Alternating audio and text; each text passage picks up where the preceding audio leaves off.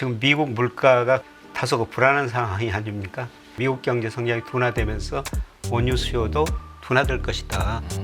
이런 상황에서 물가가 오른다면 굉장히 힘들어질 거예요. 올해는 그 채권 비중 줄이고 가감히 주식 비중을 늘리셔야 합니다. 이런 말씀을 드렸던 거는 코스피가 제자리 가는 과정이라고 보고 있습니다. 네. 직접적으로 주식을 살 수 있는 고객 예탁금, 그다음에 국내 주식형 펀드, 제가 10일 이동 평균을 그린 건데요. 굉장히 지금 빨리 증가하고 있거든요. 네네. 이런 예. 것들이 일시적이 아니라 저는 추세라고 보고 있습니다. 저는 그럼- 최소한 3년 정도는 가리라고 보고 있습니다. 서강대 경제대학원의 김영익 교수와 함께하도록 하겠습니다. 어서 오십시오. 예, 안녕하십니까. 교수님 오랜만에 뵙습니다. 예, 오랜만에 나왔습니다. 오랜만에 뵙다 보니까 제가 궁금한 점이 교수님께서 요즘에 시장을 보실 때 최대 관심사는 어디에 있을까라는 궁금증이 문득 좀 있었습니다. 많이 오른 거에 방점을 두실까 아니면 또 새 정부가 출범했으니까 거기에 따른 경제 정책들을 눈여겨보실까 아니면 뭐 기타 외생 변수일까에 대해서 이거 최대 관심사는 요즘 어디에 갖고 계세요? 예, 우리 주가가 올해 들어서 세계 주요 주가 지수에서 제일 많이 올랐죠. 이 그림을 한번 보시면요. 이게 지난 주말까지 작년 말 대비 주요 주가 지수 상승률이거든요. 우리 코스피가 무려 20.6% 올라가지고 1위를 기록했어요. 제가 보는 주가 지수 중에. 예. 뭐 S&P 500 1.6% 상승에 그쳤죠. 예, 그런데 올해 들어서 우리 주가가 이렇게 많이 오르는데 과연 합리적인 근거가 있는가? 그래서 경기가 과연 회복될 것인가? 그 다음에 이만큼 유동성이 증가할 것인가? 그 다음에 환율은 안정될 것인가? 그 다음에 신정부 경제정책이 과연 어느 정도 반영될 것인가? 그리고 하반기에도 우리 주가가 이렇게 제일 많이 오를지 이게 제 관심사입니다. 아, 하반기에도 제일 많이 그러니까 이런 상승 탄력 자체를 이어갈 수 있을 것인가. 예. 그리고 사실 이게 숫자가 뒷받침이 돼야 사실 하반기까지 계속 갈 수 있는 거니까 예. 여기에 대해서 가장 관심이 크다라고 얘기를 해주셨는데 그러면 하반기에 대한 전망이나 뭐 이 부분을 여쭤보기 전에 지난해는 그렇게 우리 속을 썩였던 국장이었는데 올해는 또 왜 이렇게 도드라지게 올랐다고 어떻게 분석하고 계십니까? 예, 저는 주가라는 게 항상 제자리를 가기 마련이라고 보고 있거든요. 예, 그런데 제가 미국 주가를 평가해 보면 미국 주가는 뭐 추세보다 명목 GDP 같은 거 평가하면 가대평가됐고요. 네. 우리나라는 가소평가됐어요. 예, 제가 이 그림을 보여드리면서 우리 주가가 지나치게 저평가됐습니다. 예, 저는 장기적으로 명목 GDP하고 우리가 코스피하고 같은 방향으로 움직인다고 보고 있거든요. 때로는 가대평가되고 때로는 가소평가되는데 작년에는 24%나 저평가됐습니다. 네. 그래서 올해 제가 주식시장을 굉장히 낙관적으로 보면서 지난 사실 2년 동안은 채권 이야기를 많이 했습니다만 올해는 그 채권 비중 줄이고 가감히 주식 비중을 늘리셔야 합니다. 이런 말씀을 드렸던 거는 이 저평가된 코스피가 제자리 가는 과정이라고 보고 있습니다. 네네. 그러면 제자리가 얼마냐? 3,200 정도가 나와요. 올해 명목 GDP 2.9% 성장 물론 존재한 겁니다. 예. 실질 GDP 0.9, 뭐 GDP 디플레이터 2.0% 가정한 건데요. 그래서 이 정도 되면은 우리 코스피가 3,200 정도 된다. 그래서 결국은 뭐 시간의 문제지 뭐 여기에 접근해 갈 것이다. 이런 의미에서 올해는 제가 주식 비중을 많이 늘리시라 이런 말씀을 드렸고요. 특히 그 미국 비중보다는 우리 비중을 더 늘리는 게 좋을 것 같다. 이런 식으로 평가하면은 미국 S&P 500은 작년 말 기준 한 20% 정도 가대평가됐습니다. 네네. 그래서 미국 주가는 조정이고 우리 주가는 제자리 가는 과정에서 상대적으로 더 오를 것이다. 이렇게 봤는데 뭐 제 생각보다 단기적으로는 더 빨리 오르는데요. 저는 결국 여기에 접근해가는 과정이라고 보고 있습니다. 교수님께서도 지난해 연말과 올해 초에 미국보다는 한국 증시에 투자하는 게 더 매력적일 것 같다라는 얘기를 많이 해주셨는데 실제로 그렇게 돼가고 있고 그러면 궁금한 점이 사실 이것도 되게 근본적인 질문일 수는 있는데 그렇게 저평가되던 그 한국 증시가 어떻게 이렇게 환골탈태하면서 갑자기 이렇게 세계 1위권, 상위권의 수익률을 보여줄 수 있을까? 그때랑 지금의 변화들을 굳이 비교해 보자면 뭐 정치적인 변화도 물론 있었고요. 뭐 여러 가지 뭐 있었고. 근데 또 경제 지표는 여전히 좀 안 좋은 것 같거든요. 어떤 게 가장 주요했다고 보십니까? 저는 경기가 회복되고 있다고 보고 있어요. 음, 이제 통계청에서 발표하는 동행지수 순환 변동치가 현재 경기를 나타내는 대표적인 지표인데요. 예, 그게 2022년 제가 보면 8월이 정점이었습니다. 예. 예, 그리고 저는 올해 1월이 저점이었을 것이다. 예, 동행지수 순환 변동치가 뭐 1월 떨어지고 1월까지 떨어졌어요. 근데 2, 3, 4월 뭐 3개월 연속 올랐는데 좀 지켜봐야 될 것 같습니다만은 예, 동행지수 순환 변동치에 선행하는 우리 그 통계청의 선행지수 순환 변동치, 그리고 특히 우리 코스피하고 상관관계가 제일 높은 변수 중 하나는 OECD 한국 선행지수가 꾸준히 증가하고 있거든요. 예. 선행지수가 증가하면은 예, 그 다음에 동행지수 순환 변동치도 증가한다는 거죠. 네. 예, 그래서 작년에 우리 경제가 2.0% 성장했습니다만 저는 올해 0.9% 보는데요. 예, 그런데 분기별로 보면은 1분기가 전년 동기 대비 0.0, 전기비는 마이너스 0.2%였죠. 예, 그런데 2분기, 3분기, 4분기 가면서 서서히 올라와가지고 4분기에는 한 1.6% 정도 보고 있어요. 예, 그리고 뭐 한국에서 발표하는 소비자 심리지수, 기업경기 실사지수, 나쁘기는 나쁘지만 다 최악의 상을 벗어나고 있고요. 예, 그 다음에 올 수출이 감소했습니다만은 지금 6월 들어서는 아마 하반기에는 OECD 한국 선행지수가 우리 수출 증가를 한 3개월 정도 선행하거든요. 예. 수출도 한 3% 안팎 증가하리라 보고 있습니다. 예, 그래서 우리 주가가 상승한 거는 예, 그동안 경기 수축 국면이었는데 예, 단기 사이클입니다. 예, 경기 확장 국면에 접어들고 있다. 예, 그리고 올해 들어서 코스피 업종별로 보면요. 제일 많이 오른 업종이 건설업종이에요. 예. 건설업종이 5월까지 47% 올랐습니다. 네, 네. 건설경이 나쁘다는데 건설업종 주가가 오릅니까? 예, 그리고 그 다음에 올랐던 게 금융주도 내수주죠. 네. 그 다음에 유통도 정말 나쁘다고 그러는데 유통업종 주가도 많이 올랐거든요. 올해 오르는 거는 거의 다 내수업종이 많이 올랐어요. 네, 네. 네, 그거는 우리 경제가 작년에 그 수출 증시로 성장 2% 성장했는데 올해 수출 증가세는 다소 둔화되지만은 내수가 좀 회복되면서 우리 경제 성장할 것이다. 네, 저는 주식시장을 보면서 참 주식시장은 똑똑하구나. 내수주 주가 상승이 바로 우리 경기 회복을 의미하지 않느냐. 아. 예. 그리고 한 가지 더는 환율이죠. 환율이 지금 뭐 1480원까지 근처까지 올라왔다가 지금 1360원 안팎에서 움직이고 있지 않습니까? 예. 환율이 떨어질 때는 시차를 두고 우리 경제가 제조업보다는 서비스업 중심으로 성장을 해요. 예. 그리고 환율이 떨어질 때는 우리 코스피를 보면 업종별 탄력도를 보면요. 내수업종이 더 오릅니다. 네. 예, 그래서 우리 주가가 올해 내수 중심으로 올랐던 이유는 내수 중심으로 경기가 최하상을 벗어날 것이다. 예, 그리고 환율이 떨어질 것이다. 이렇게 예상하고 올랐는데 예, 최근에 보면은 경제 지표도 좀 개선되는 조짐 나타나고 환율도 많이 떨어지고 있지 않습니까? 네. 이런 의미에서 저는 주식시장 참 똑똑하다 이렇게 보고 있습니다. 그러니까 사실 말씀해주신 그런 섹터들이 정부 정책에 대한 수혜 기대감으로 오른 것도 있지만 경기의 체질적인 좀 턴어라운드가 뒷받침이 되면서 이 종목들이 많이 올랐다, 이 업종군들이 많이 올랐다고 얘기를 해주셨는데 그러면 그 현상을 한번 해석하고자 이 질문도 좀 드릴게요.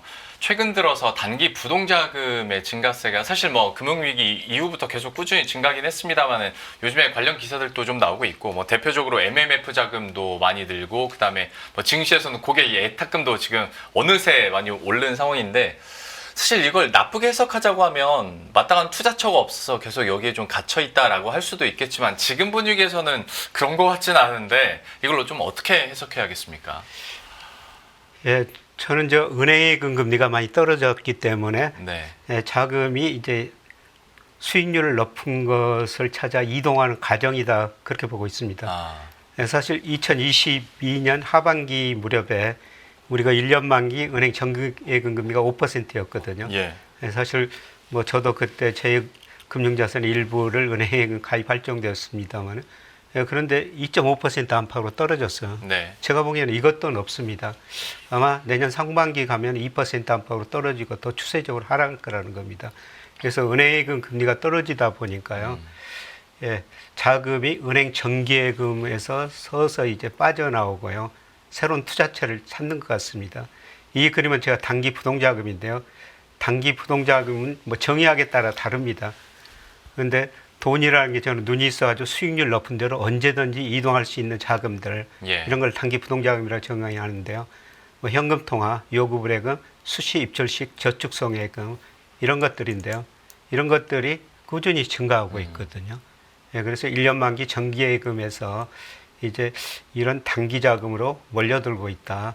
예, 그 다음에 조금 더 적게 뭐 증시 주변 자금이라 할 수가 있죠. 고객예탁, 주식 및 채권형 펀드, MMF인데요. 이게 굉장히 빨리 증가하고 있지 않습니까? 예. 이건 월말 통계고요. 일별 통계로 보더라도 굉장히 빨리 증가하고 있고, 그 다음에 가장 적게 직접적으로 주식을 살 수 있는 고객예탁금, 그 다음에 국내 주식형 펀드, 이거는 일별로 변동이 심하기 때문에 제가 10일 이동 평균을 그린 건데요. 예. 굉장히 빨리 증가하고 있습니다. 이 수준이 어떤 수준이냐면은 아직 뭐 3,300 갔을 때 그 수준은 아닙니다만은 굉장히 지금 빨리 증가하고 있거든요. 네, 네. 그래서 주시장으로 경기도 회복되고 이렇게 돈이 들어오면서 우리 주가가 그렇게 많이 올랐구나 이렇게 지금 평가를 하고 있습니다. 그리고 이런 것들이 일시적이 아니라 저는 추세라고 보고 있습니다. 그러니까 부동자금이 늘어나는 것 자체에 대해서도 어떤 투자 준비 과정이라고 해석해 볼 수 있을 것 같고 예. 지금 뭐 이렇게 늘어나다 보니까 이제 동학개미 운동 얘기가 다시 많이 나오더라고요. 실제로 거래대금도 굉장히 폭발적으로 늘고 있는 상황인 건데 근데 이제 이러다가 변수가 하나 생겼습니다. 물론 중동 리스크가 나오긴 했습니다만 오늘은 올랐어요. 그래도 한번 짚어는 봐야 되니까 뭐 이걸 좀 심각하게 끌고 가자면 뭐 3차 세계대전이 일어난다면 그곳은 발원지는 중동일 거다 뭐 이런 얘기까지도 갈 수 있겠지만 또 시장은 별 반응을 안 하더라고요. 중동 변수에 대해서는 교수님께서는 어느 정도로 보고 계십니까? 그래서 제가 중동에 대해서는 전문가가 아니고요. 뭐 다음에 오시는 분이 아마 중동 전문 기자분이라고 알고 있는데 그분한테 들으시면 좋을 것 같고요. 그런데 저는 뭐 그런 극단적인 사항은 아니라고 보고 있습니다. 그리고 뭐 호르무즈 해협, 거기 봉쇄 이런 거 하면은 뭐 유가가 120달러, 130달러까지 올라갈 것이다. 물론 그럴 수가 있죠. 저는 과연 그 정도까지 이스라엘, 이란이 전쟁할 것인가? 그 정도까지는 아니라고 보고 있고요. 뭐 미국 뭐 개입하고 각국 정부가 어느 정도 조정을 해나가리라고 보고 있습니다. 그래서 그 정도까지는 아니다 이렇게 보고 있고요. 사실 그동안 유가가 너무 많이 떨어졌어요. 이 그림은 우리 코스피하고 두바이유 관계인데요. 우리 주가가 두바이에 약 1개월 어떤 때 2개월 정도 선행합니다. 그런데 우리 코스피가 이건 5월 말 기준인데 6월에 훨씬 더 많이 올랐죠. 이거 보면 우리 코스피가 오른다는 거는 세계 경제가 어느 정도 회복된다는 거죠. 우리 GDP에서 수출이 차지하는 비율이 40%인데요. 우리 코스피하고 상관계수가 제일 높은 게 일평균 수출 금액이에요. 그래서 우리 코스피가 오른다는 거는 일평균 수출 금액도 오르고 세계 경제가 회복된다는 거죠. 그런데 유가는 사실 떨어졌어요. 저는 이걸 보고 원유 ETF를 사야 되겠다. 사실 이런 생각을 하고 있었어요. 그러다가 뭐 중동 사태, 이란, 이스라엘 전쟁 터져가지고 좀 올랐습니다만은 그래도 가격 평균보다는 낮은 수준입니다. 물론 이게 120달러까지 가버리면요. 뭐 우리 경제 심각한 타격을 받죠. 물가 상승 오르고 경제 성장률 떨어지고요. 그리고 1년에 우리가 원유를 한 10억 배럴 정도 도입하는데 유가가 10억 뭐 배럴당 10달러만 올라도 우리 무역자가 100억 달러가 줄어든 거거든요. 근데 과연 유가가 120억 달러 배럴당 뭐 120달러까지 갈 것인가?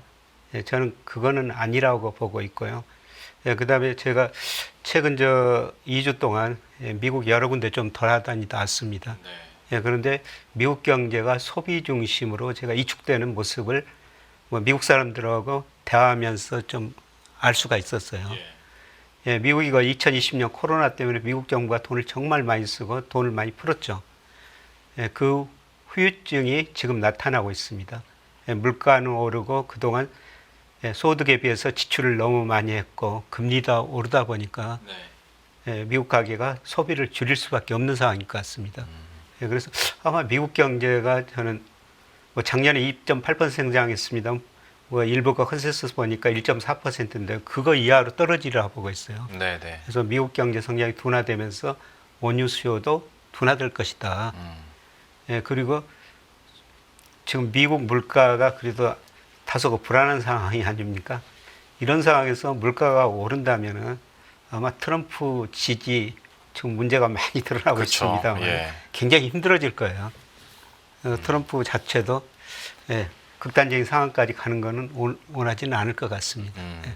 근데 우리 산업이나 한국 경제 축에서 봤을 때 사실 물론 그 국제유가 100달러에 대한 전망치도 하루 이틀 사이에 많이 톤다운 되긴 했습니다만은 지금 이렇게 국제유가가 한 번이라도 좀 튀거나 위쪽으로 올라가는 이유가 전반적인 세계 경제가 좋아서라기보다는 어떤 공급처에 대한 타격이 있으면서 이렇게 치솟은 거잖아요. 예, 예. 이거는 그냥 우리 한국 경제에 미칠 영향에 대해서는 그냥 단기적인 거로 봐야 될지 아니면 이것도 결국에는 다시 한번 우리한테는 좀 안 좋은 장기적인 타격으로 이어지게 될지에 대해서는 좀 어떻게 해석해야겠습니까? 그러니까 유가가 어느 정도 오르느냐. 유가가 오르면 우리 경제학 교과서에서 이야기하는 것처럼 공급 곡선이 좌측으로 이동해 버려요. 예. 그러면은 물가 상승이 오르고 경제 성장률이 떨어지면서 소위 그 스태그플레이션 네. 이런 형태가 나타나죠. 그런데 그 수준의 유가가 얼마냐? 저는 뭐 80달러까지는 별 문제 없으리라고 생각해요. 그런데 일부 예측처럼 이게 120달러 하면은 뭐 우리 경제 성장률 떨어지고 물가가 오르죠. 특히 우리가 소비자 물가 보니까 유가에 한 6개월 정도 후행하거든요. 유가가 네. 오르면 시차를 두고 물가가 오르고 또 물가가 오르면 실질 소득 줄어들면서 소비가 줄어들면서 경제 성장률 떨어지죠. 네.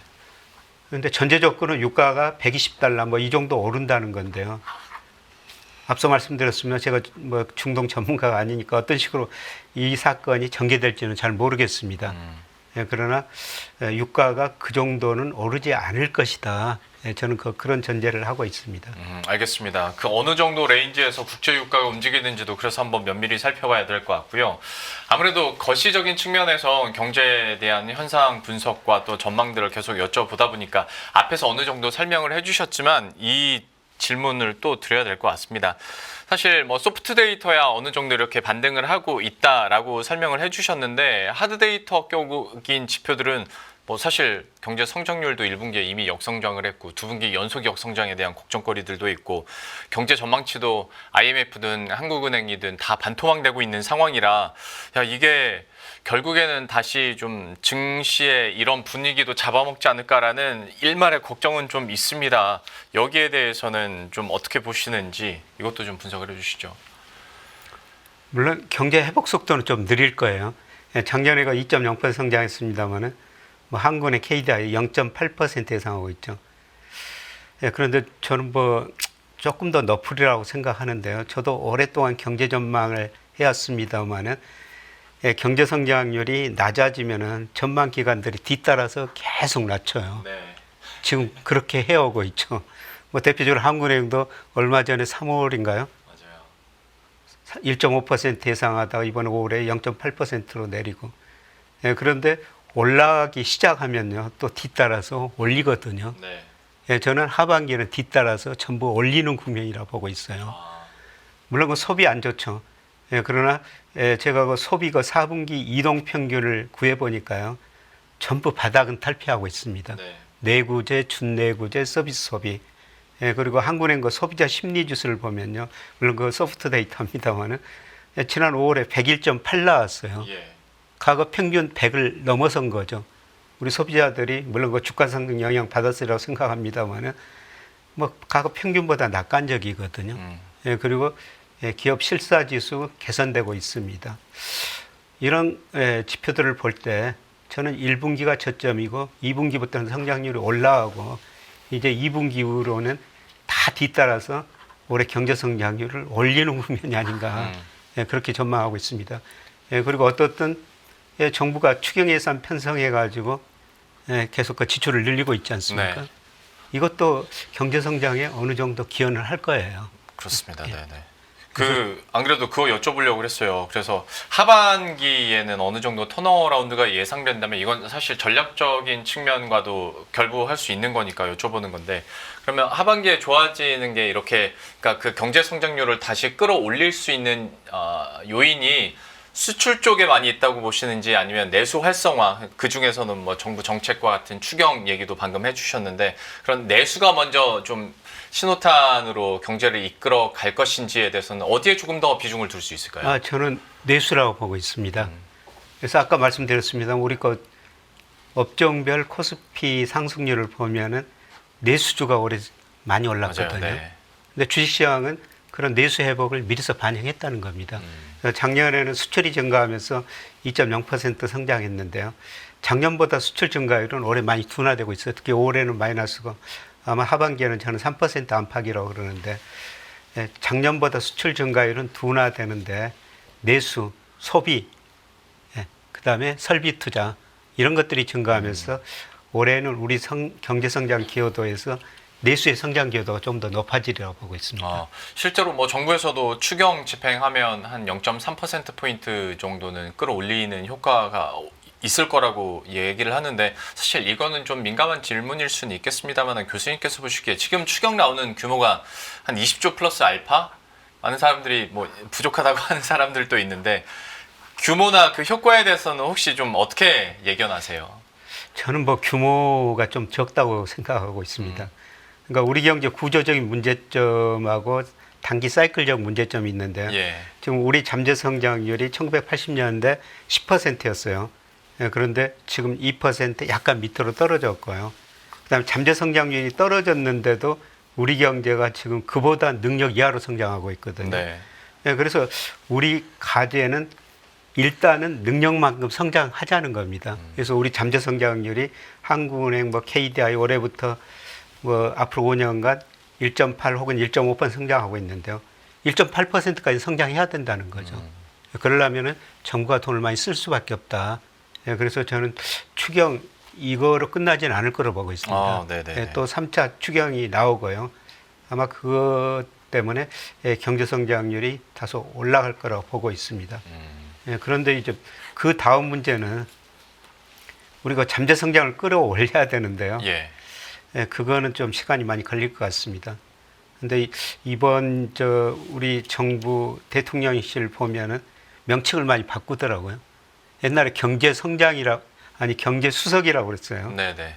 근데 이번 보니까 경제 성장 수석, 성장이라는 단어를 넣었더라고요. 네. 그래서 이번 정부가 성장을 강조하는구나. 그리고 또 AI 뭐 보좌관인가 뭔가 하나 만들었죠. 네네네. 네이버 임원 임명했죠. 그러면서 성장을 강조하는구나. 그래서 단기적으로는 정부 지출 더 늘리면서 성장률이 좀 올라갈 수가 있고요. 그런데 이제 구조적으로 과연 우리 잠재 성장률을 올릴 수 있을 것인가.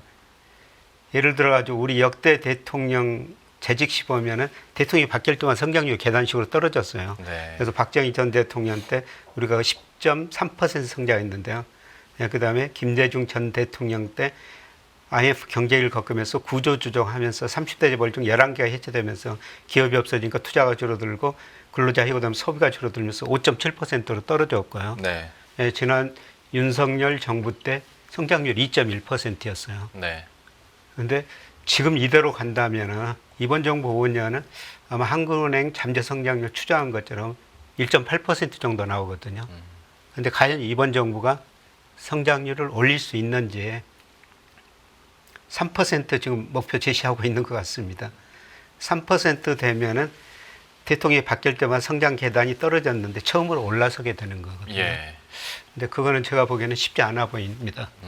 사실 산업 구조가 아예 개편이 되면서 여기에 따른 성장 동력을 확보를 해야 잠재 성장률도 그만큼 올라가는 건데, 이거는 좀 시간이 걸릴 것 같다라고 얘기를 해주셨고, 다만 추경으로 인한 효과는 분명히 있을 테지만 약간 그 규모에 대해서는 약간 아쉬움도 내비치셨고, 저는 교수님의 앞서선 그 말이 가슴에 좀 많이 와닿습니다. 우리 능력만큼만 성장하면 되는 건데 지금까지 그게 안 돼가지고 항상 증시는 저평가받고 경제 성장률은 낮았었는데 우리 능력만큼이라도 좀 올랐으면 하는 바람이고, 주식시장에서 개인 투자자들이 뭐 어떤 추경에 대한 기대감만큼이나 많이 기대하는 게 또 상법 개정과 관련된 거여서요. 여기에 대해서 상법 개정에 대해서 어떻게 생각하느냐에 대한 논의는 이미 이제 지나갔고, 이 안에 있는 주요 내용들에 대해서 좀 어떻게 평가할 수 있고 실제적인 밸류업을 일으키는데 어느 정도 영향을 줄 수 있을지에 대한 궁금증이 많이 있는데, 상법 개정에 대해서는 어떻게 보시는지. 지금 여당 원내대표가 취임하면서도 제1 목표로 상법 개정 얘기를 또 하면서 시장에 다시 긍정적인 기대감을 줬는데, 교수님께서는 좀 지금의 흐름들을 어떻게 보고 계십니까? 아마 뭐 지난 정부에서 이제 법안을 제출했는데 정부에서 거부했지 않습니까? 네. 뭐 이번에 거부할 이유가 없을 것 없죠. 같습니다. 네, 그래서 이제 통과가 되는데요. 뭐 상법 개정의 핵심은 이사가 그동안 회사에 충실해야 된다. 그런데 네. 이번에 거기다가 주주한테도 충실해야 된다. 그렇습니다. 이런 걸 놓고요. 그 다음에 주총을 전자주총 위주로 하라. 뭐 이런 내용도 아마 담길 것 같습니다. 그런데 우리 주가가 뭐 저평가됐던 가장 중요한 요인 중에 하나는 주주 환원율이 낮았다. 그거 아닙니까? 네. 그러니까 최근과 4년 동안 보니까 우리 그 총 주주 환원율이 38%더라고요. 그러니까 총 주주 환원율이라는 것은 기업들이 그 순이익을 내 가지고 배당을 얼마 줬느냐, 그 다음에 자사주 매입 소각을 얼마나 했느냐 그 비중인데요. 우리가 중국보다도 낮습니다. 선진국은 맞습니다. 70% 이상 되거든요. 예. 그래서 이런 거 상법 개정 뭐 이런 것으로 뭐 결국 나타나는 것은 그 주주 환원율이 서서히 높아지지 않을까. 그래서 우리가 뭐 단기적으로 우리가 이론적으로 주가 계산하는 건 분모에 배당금이 들어가고, 그다음에 분자에는 뭐 이자율 마이너스 기업 수익률 이런 게 들어가지 않습니까? 예. 배당금이 올라간 만큼 코스피는 오르죠.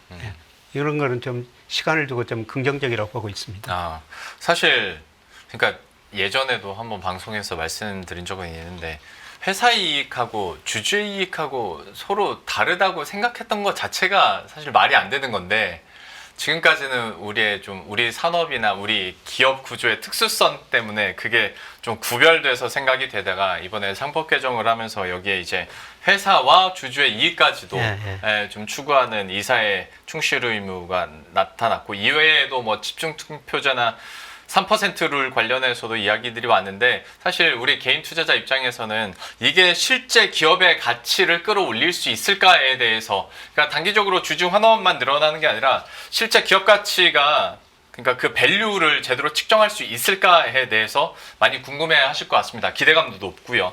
상법 개정 이후에 어떤 기업 가치 변화에 대해서도 좀 긍정적으로 보십니까? 근데 결국 그 주가를 결정하는 게 기업 이익이죠. 기업 네네. 이익이 늘어나는데요.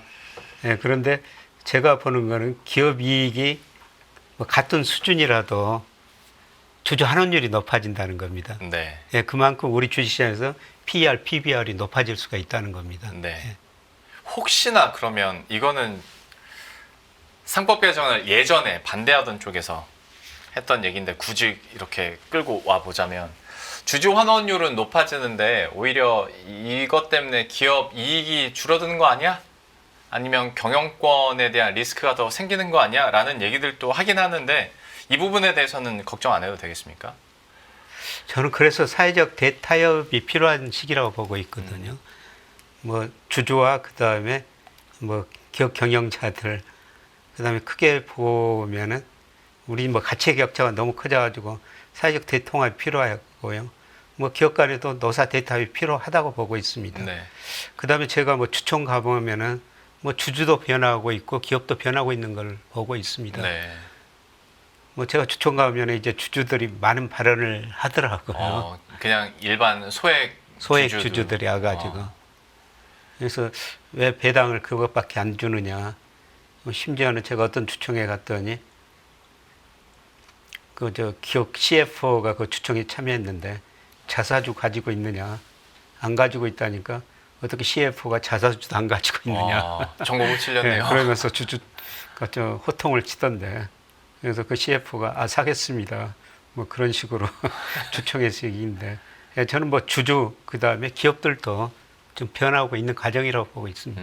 주주들의 목소리도 이제 기업 경영에 좀 반영되길 바라겠고 실제적으로 기업의 변화들도 기대를 해보겠습니다. 그리고 이와 함께 기업 가치들도 좀 재평가받기를 바라면서 그러면 앞에서 했던 내용들을 종합해 봤을 때 어느 정도 답은 정해진 것 같습니다만은 이제 상반기 거의 지나가고 있고 하반기를 맞이할 준비를 하고 있는데 지금 국면에서도 작년 말과 올해 초처럼 미국 주식보다는 한국 주식에 투자하는 게 지금으로서는 더 낫다라고 보십니까? 예, 그렇습니다. 저는 여전히 미국 주식보다는 우리 주식이라고 보는데요.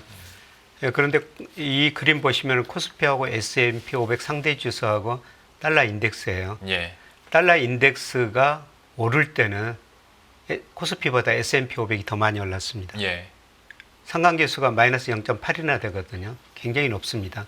근데 달러 인덱스가 하락할 때는 S&P 500보다 코스피가 더 많이 올랐죠. 예. 근데 저는 미국의 대내 불균형이 굉장히 너무 심화됐어요. 예, 그리고 미국 경제 성장률 올해 내년 뭐 1% 초반, 예, 세계 GDP 비중, 예, 미국 비중 축소, 그다음에 뭐 세계 그 중앙은행의 예, 달러 보유액 계속 그 축소 이런 걸 볼 때 달러 인덱스가 이제 하락 추세로 접어들었다고 보고 있어요. 예. 그래서 110까지 갔다가 지금 100 미만으로 떨어지고 지금 97대 후반에서 움직이고 있는데요. 이게 하락 추세로 접어들었다는 거죠. 예, 그러면 달러 인덱스가 하락할 때는 S&P 500보다는 코스피가 상대적으로 더 많이 올랐다는 겁니다. 네. 예, 그래서 이런 의미에서 예, 저는 뭐 작년 말부터 올해는 예, 미국 주식도 괜찮습니다만은 예, 우리 코스피를 더 비중을 늘려야 됩니다. 이런 말씀을 드리는데요. 이게 이제 시작이라는 겁니다. 예. 그쵸, 저는 그럼, 최소한 3년 정도는 가리라고 보고 있습니다. 3년 동안 좀 우리 주식이 좀 더 위에 있을 예, 것이다. 그렇습니다. 예. 그랬으면 좋겠습니다. 그 달러 인덱스 얘기 나온 김에 그럼 마지막으로 이거 하나만 더 여쭤보고 예. 마칠게요.